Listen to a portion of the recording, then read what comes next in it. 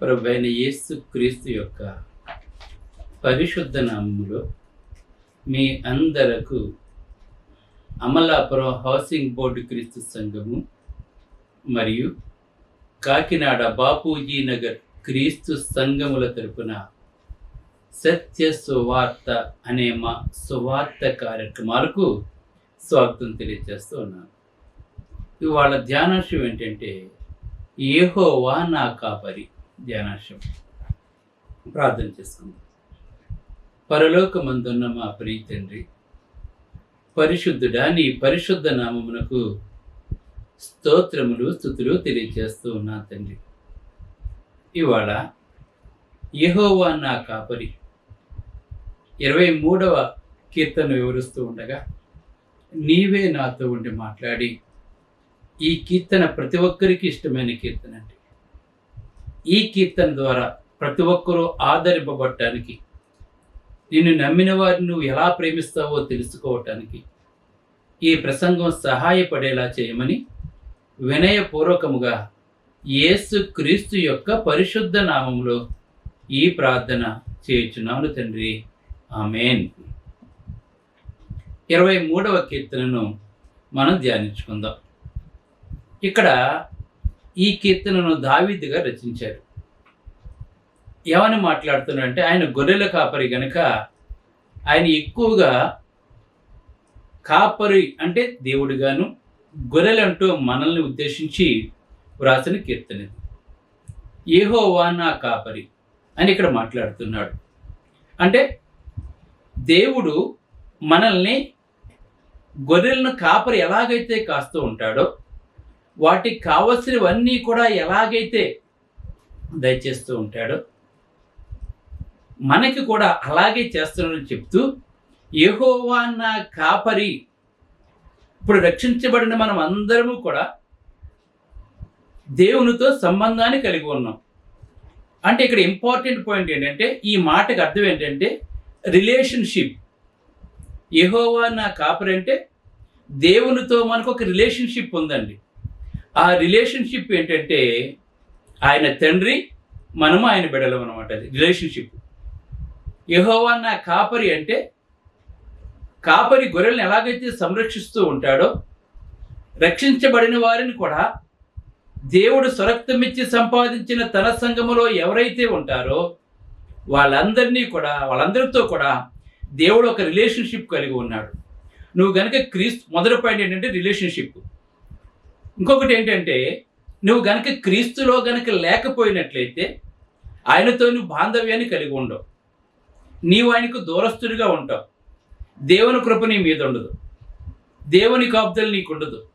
నువ్వు నిత్య జీవానికి వారసుడు కాదు. అందుకే రిలేషన్షిప్ నా కాపరి అంటున్నావు. అంటే యెహోవా నా కాపరి అంటే ఆయనతో ఒక బాండింగ్, ఒక రిలేషన్షిప్ మనం కలిగి ఉన్నాం. ఎందుకంటే తండ్రి బిడ్డలకు రిలేషన్షిప్ ఎలాగైతే ఉంటుందో, నా తండ్రి నా తల్లి అని ఎలాగైతే చెప్తాం మనం రిలేషన్షిప్, నా చెల్లి నా అక్క నా తమ్ముడు రిలేషన్షిప్ అంతా కూడా, అలాగనే దేవునితో మనం ఒక రిలేషన్షిప్ను మనం కలిగి ఉన్నాం. ఇది తెలుసు. ఇది యెహోవా నా కాపరి. నెక్స్ట్ పాయింట్ ఏంటంటే, సెకండ్ పాయింట్ నాకు లేమి లేదు. సెకండ్ పాయింట్ ఏంటంటే సప్లైస్ అంటే నాకు లేమి లేదు అంటే ఏంటి, మనకి ఏదైతే కావాలో అవన్నీ కూడా దేవుడు మనకు అనుగ్రహిస్తున్నాడు. సప్లైస్.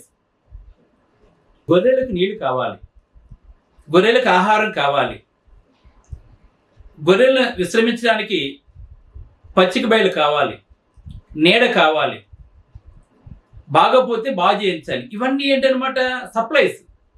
తాగటానికి, తినటానికి, ఉండటానికి ఇవన్నీ సప్లైస్ అనమాట. నాకు లేమి లేదంటే నువ్వు క్రీస్తులో జీవిస్తున్నప్పుడు నీకు కావలసిన సప్లైస్ అంటే ఏమైతే అవసరాలు నువ్వు కలిగి ఉన్నావో ఇవన్నీ కూడా దేవుడు నీకు అనుగ్రహిస్తూ ఉంటాడు.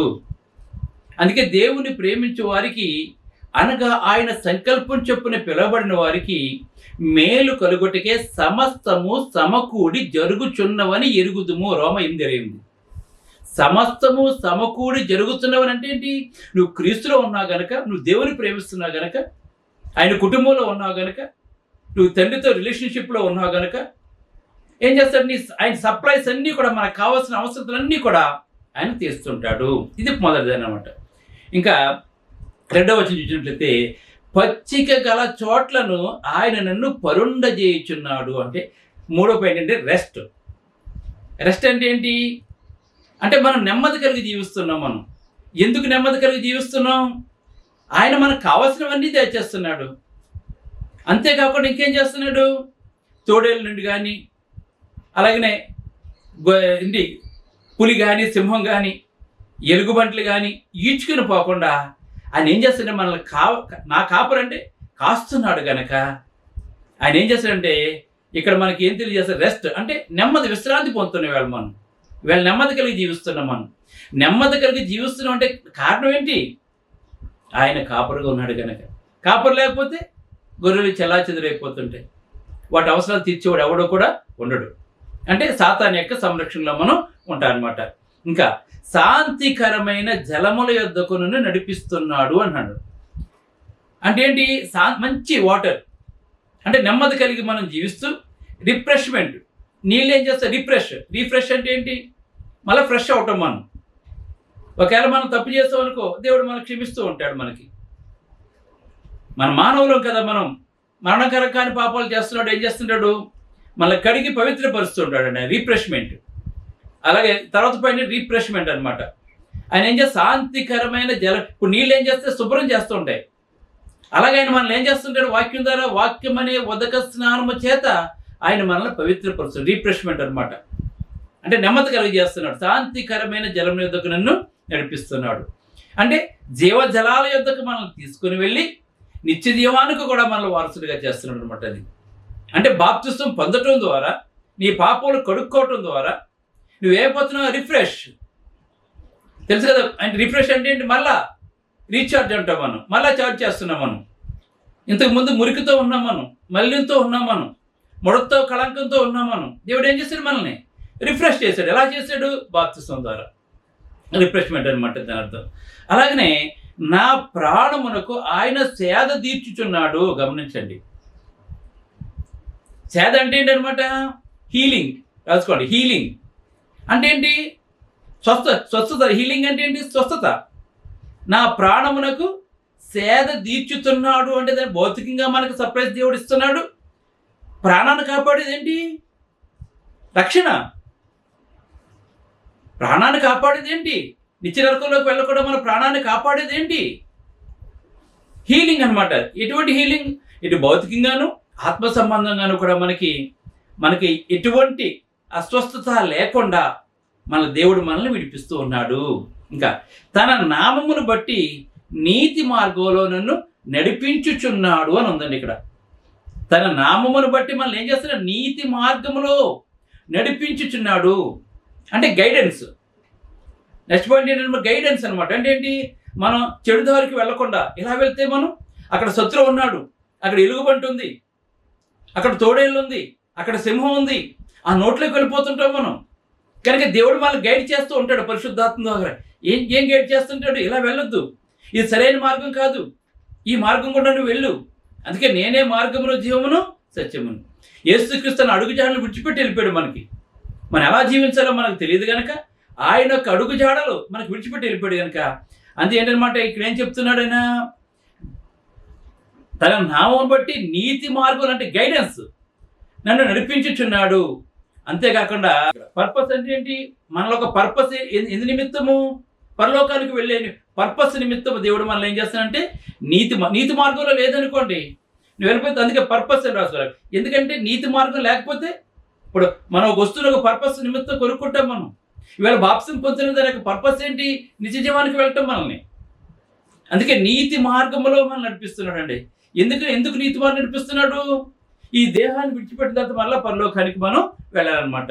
అలాగే గాఢాంధకారపులో నేను సంచరించినను ఏ అపాయమునకు నేను భయపడను.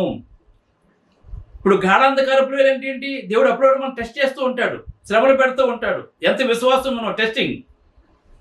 గాఢాంధకారపులో టెస్టింగ్ అనమాట. శ్రమలు వస్తూ ఉంటాయి, మనం ఎంత విశ్వాసంతో నిలబడ్డాం మనం అని చెప్పి మాట్లాడుతూ ఏ అపాయానికి భయపడు. ఎందుకు భయపడవు నువ్వు? ఆయన ప్రొడక్షన్. నెక్స్ట్ ఏంటంటే ప్రొడక్షన్ అంటే మనం కాపాడుతున్నాడు అండి. ఆయన ప్రొటెక్ట్ చేస్తున్నాడు అండి. ఆయన మనల్ని చూడండి, గమనించండి. ఇక్కడ ఆయన మనల్ని ప్రొటెక్ట్ చేస్తున్న గురించి ఇవాళ సజీవంగా ఉన్నాం. మనం ఇవాళ బ్రతుకున్నామంటే మనం ఇన్ని సమస్యల్లో ఉండగా, ఇన్ని జబ్బులు ఉండగా లోకంలో మనం ఈ పరిస్థితుల్లో క్షేమకరంగా ఉన్నామంటే దానికి కారణం ఏంటి? ఆయన ప్రొటెక్షన్. అంతే, ఇంకేం చేస్తాడండి ఆయన మనల్ని? అప్పుడప్పుడు టెస్ట్ పెడుతుంటాడు, మనకి సమస్యలు వస్తుంటాయి, వాటిని అధిగమించాలి. అందుకే గాఢాంధకారపు లోయలో, అంటే శ్రమల్లో నేను నలిగిపోయినా కూడా ఏ అపాయంలోకి నేను, ఎందుకంటే ఆయనను ప్రొటెక్ట్ చేస్తూ ఉంటాడు. నీవు నాకు తోడయ్యుందువు, మాట్లాడుతుంది, నీవు నాకు తోడయ్యుందువు, నీ దుడ్డుకరయు దండము నన్ను ఆదరించును. అంటే ఫెయిత్ఫుల్నెస్ అంటే మనం ఎందుకు మనం తోడుకుంటున్నాడు? మనం యథార్థవంతులుగా ఉన్నాం కనుక ఫెయిత్ఫుల్నెస్ అనమాట. నీవు నాకు తోడయ్యుందువు. ఎందుకు తోడై ఉంటాడు దేవుడు మనకి? మనం యథార్థవంతంగా జీవిస్తున్నాం కనుక, విశ్వాసంతో జీవిస్తున్నాం కనుక, ఫెయిత్ఫుల్గా మనం ఉన్నాం కనుక, మనం నీ దుడ్డుకరయు దండము నన్ను ఆదరించును అని మాట్లాడుతాండి ఇక్కడ. గమనించండి ఇక్కడ. ఇంకా నెక్స్ట్ పాయింట్ చూసినట్లయితే, నీవు నాకు తోడైందువు, నీ దుడ్డుకర దండము నన్ను ఆదరించును. అంటే దండం అంటే ఏంటిది? డిసిప్లిన్. అంటే పిల్లలు మనం కొడుతుంటాం, మనం ఆ కర్రతో ఏం చేస్తుంటే కొడుతుంటాం మనం, డిసిప్లిన్ అనమాట మనది. మనం అప్పుడప్పుడు బుద్ధి చెప్తున్నాడు మనకి, డిసిప్లిన్. అందుకే దుడ్డుకర అంటే నీ దుడ్డుకరయు దండము నన్ను ఆదరిస్తుంది. మనం చెదిరిపోతే గొర్రెలు ఏం చేస్తారు? ఇలా కొడుతుంటాడండి, అలాగా డిసిప్లిన్ నేర్పిస్తుండే. ఇలా వెళ్ళకూడదు, అది ఎవరి నిమిత్తం? మన మంచి నిమిత్తం చేస్తూ ఉంటాడు అనమాట దేవుడు. అది ఇంకా నూనెతో నా తల అంటి ఉన్నావు అని మాట్లాడుతున్నాడు ఇక్కడ.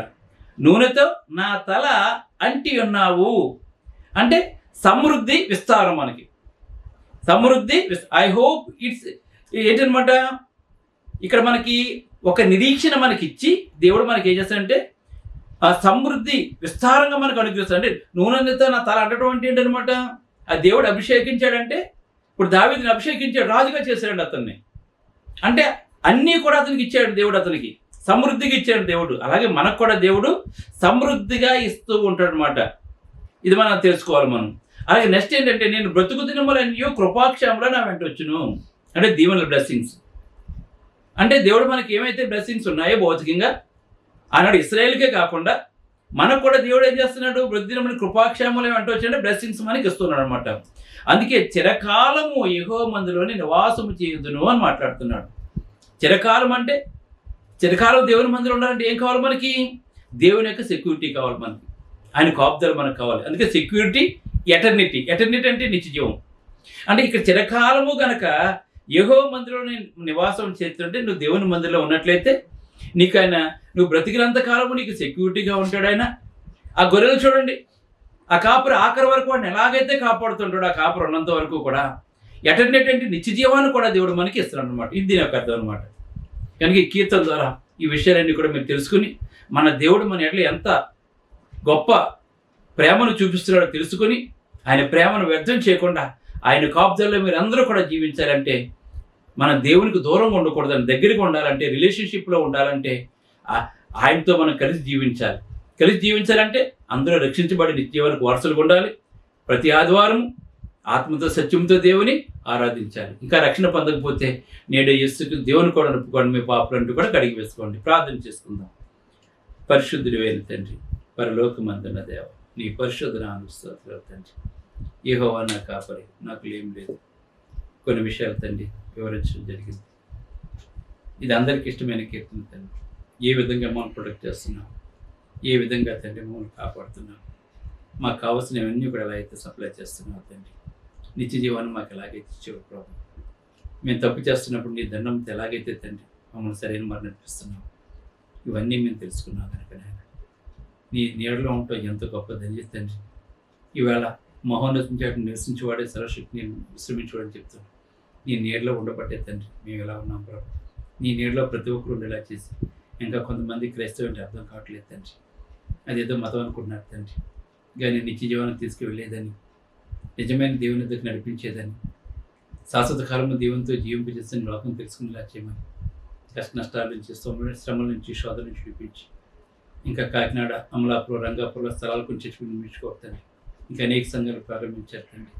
అనేక స్థలాన్ని సాక్షిపడితే చూపించి, అనేక మంది సహోదరులను ప్రేరేపించి నీ సేవల పాలి భాగస్వాములుగా చేయమని, ఈ వాక్యాన్ని ప్రతి ఒక్కరిని పేరు పేరు వలసిన బలపరచమని, ప్రతి ఒక్కరు హృదయవాంఛలు తీర్చమని, ఈ దాసులు చేస్తున్న సేవను బహుగా దీవించి మా సేవకు సరిహద్దులు విశాలపరిచి శాటిలైట్ ఛానల్లో కూడా మాట్లాడే అవకాశం తెచ్చింది. క్రీస్తుని వేడుకుంటున్నాం తండ్రి. ఆమేన్. మీ అందరికీ వందనములు. బ్రదర్ జార్జ్ రాజు వారా, church of Christ, housing board, Amalapuram, near KIMS medical college, Konaseema district, 538201. Mobile number 9848730355, 929331747. Email ID georgerajuvara@gmail.com. Website www.helpingforpoor.com.